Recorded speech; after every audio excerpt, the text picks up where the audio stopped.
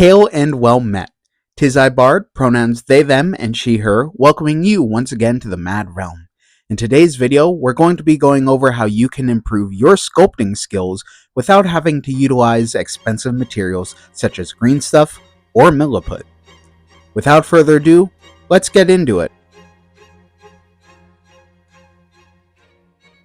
So where I am, it is starting to get warmer, hence why the leather jacket is not in production right now.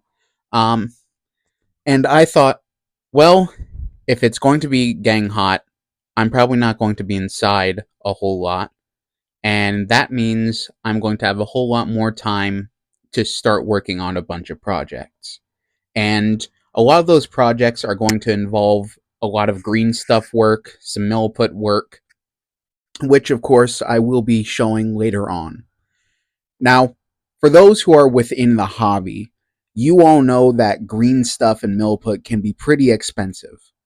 I've seen it anywhere from like as low as $10 to $12 all the way up until like the 30s, depending on who you're buying it from, how much, if there's a gap between the materials, so on and so forth.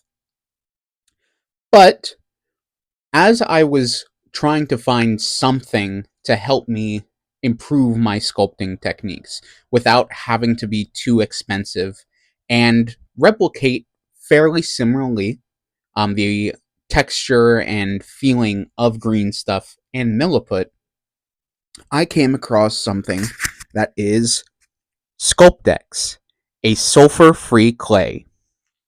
Now, the sulfur-free part only matters if you, like me, are wanting to try and get into sculpting and casting your own miniatures.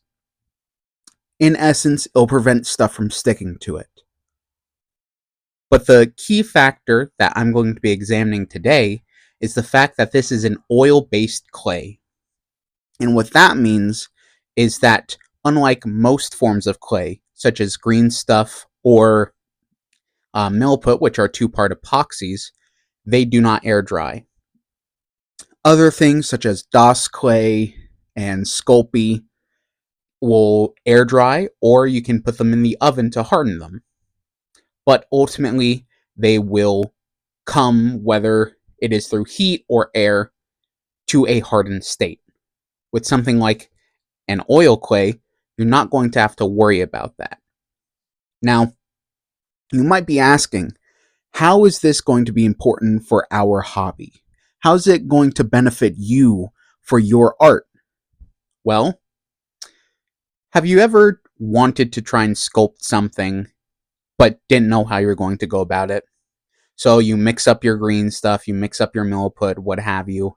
You apply it onto the mini, and you start to really sort of work it together. It's not how you want it to look, you know? Like, the vision is there, but you just don't have it, you don't have the process down, right? And you're rushing against the clock. Whatever you're using, it's starting to harden. It's going to be on your mini forever. And as I said, it's somewhat expensive, so it feels like a waste. And it's a two-part epoxy. You probably mixed way too much and are scrambling to try and find what to do with it. And so, bada bing, bada boom, what do you do now? You can't very well mix up more.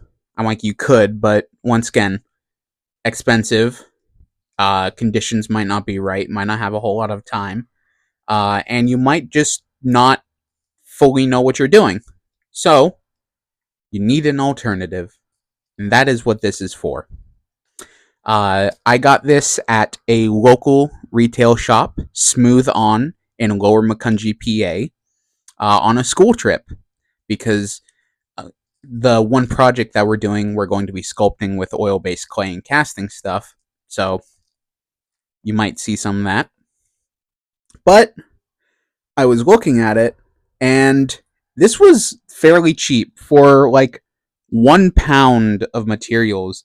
This only cost me, with sales tax for PA included, $5.25. And this is a whole hell of a lot of clay and a lot of material that I can work with. So it was very nice. The people who work at Smooth On are absolutely wonderful. If you're ever in the Lehigh Valley, I recommend checking them out, especially if you like to make prosthetics and makeup and cast miniatures and all of that. They're wonderful people there. So, like I said, this is a oil-based clay, meaning that it won't dry. No matter what, it won't dry. And it is a professional grade. So what that means is that it has a fairly smooth, even consistency. It won't be too crumbly, nor will it be too hard to work with. If there is any stiffness, that might just be because it's cold. I will demonstrate how to fix that. And since it is professional grade, it's going to stand the test of anything you do to it. So a lot of other clays might break down over time if you work them, but this will be perfect. The only thing you need to do is keep it clean and it won't have any problems at all. So without further ado, let us open it. Just going to take one of my sculpting tools here and absolutely fail in like trying to open this. I'm going to get scissors. Hold on. You know, you think you know what you're doing, and then you don't. Ah! There we go.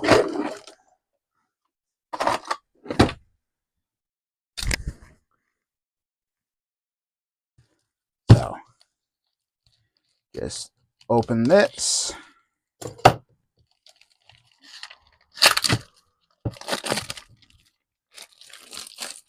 Feel like a bloody Mesopotamia. About to make some cuneiforms up in here. So, as you can see, it is one just solid block. If I angle it correctly, you can see some of the oil on the surface. That is the reflective. And even when I fold it, there's not a whole lot of breakage. It is ultimately just one lump of clay.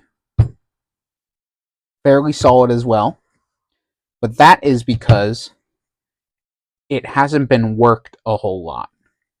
So a thing to note about clays, like two-part epoxies, is that they are very sensitive to the environment. So if you put it into a cold climate, it will harden.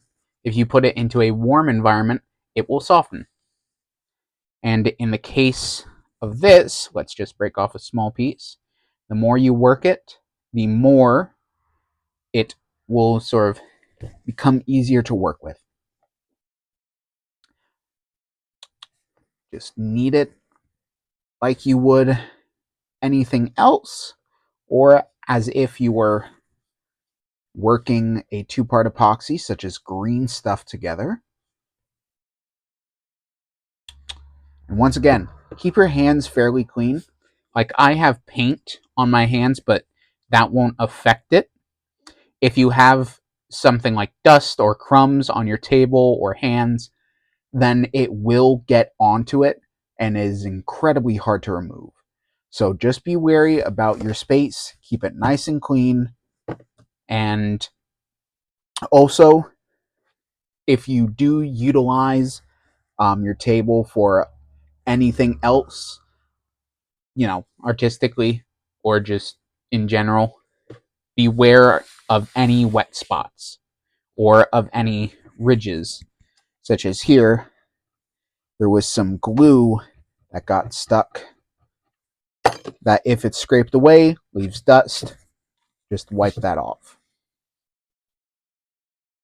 Now, getting back to it, you can see that it requires a bit less force after a minute or so of working it.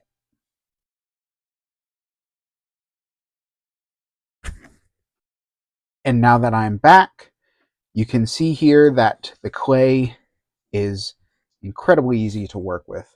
It's a bit stiff, but once again, that's just because it is a professional artist grade. The reason why I say that this is very useful for our hobby is because you can practice your sculpting. Here I've got a metal sculpting tool, which is very good for getting a lot of big, hard details in.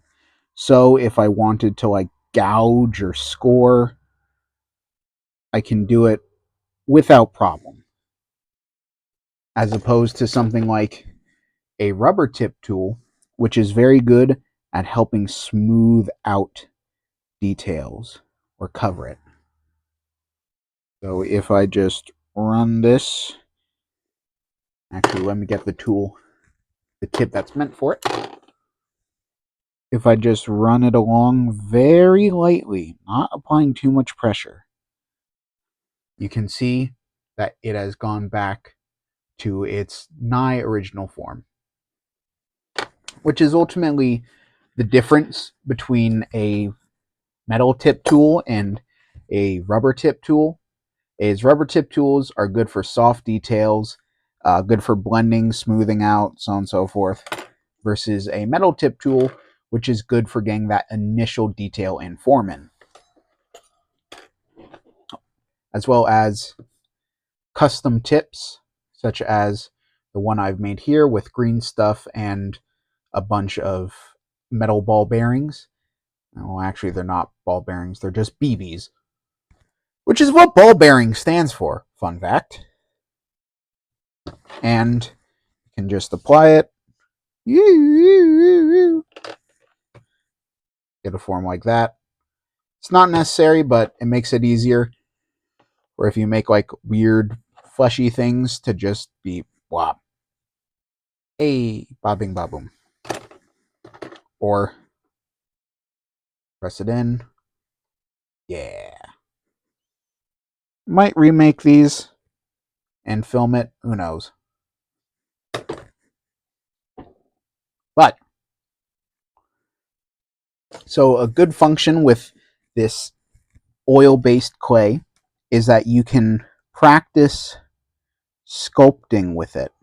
So whether it be the finer details of things that you're looking to do, such as learning how to make scars or wrinkles in something like that, or how to begin the more complex details of sculpting, such as adding in subtle shifts to add an almost like living quality to the flesh, or are interested more in the larger forms of sculpting with armatures and the like, this is very good because it is very forgiving, and as I said, it won't dry. So you won't have to worry about working against the clock or trying to get a whole bunch of materials that you might waste just for experiments. You can get this for like $5, maybe $6. There's much larger forms and different ones. So always ask someone who is knowledgeable in this first about what to get. Hi there. This is just like a weird quar. Like, this is a quar who has a beard.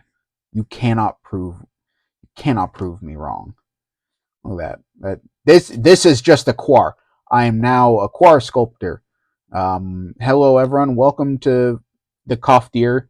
Down with the Royalists. Actually, I'm a Crusader player. But you know that's it. Thank you all for watching.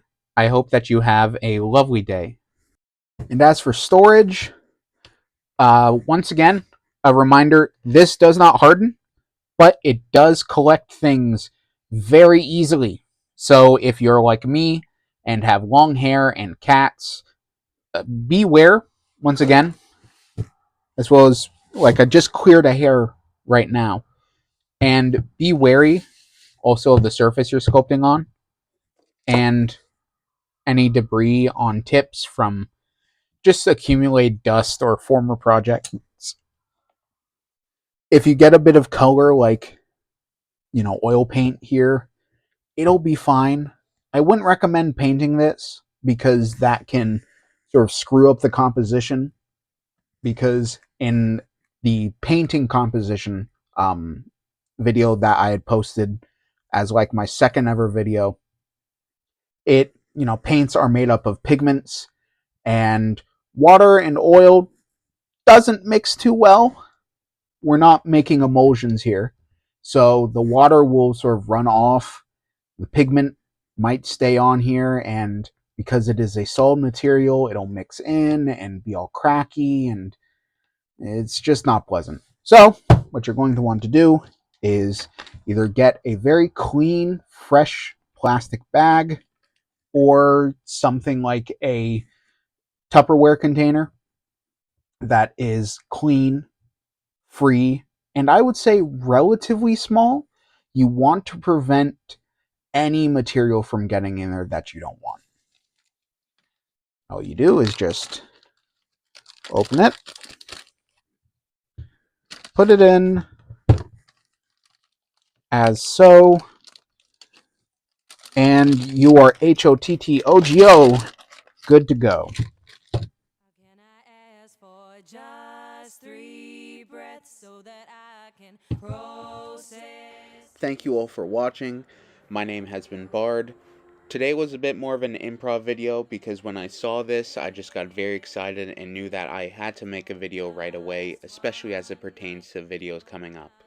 So, thank you all for watching. Please like, comment, subscribe, all the usual YouTube things. Share it if you think it'll help somebody.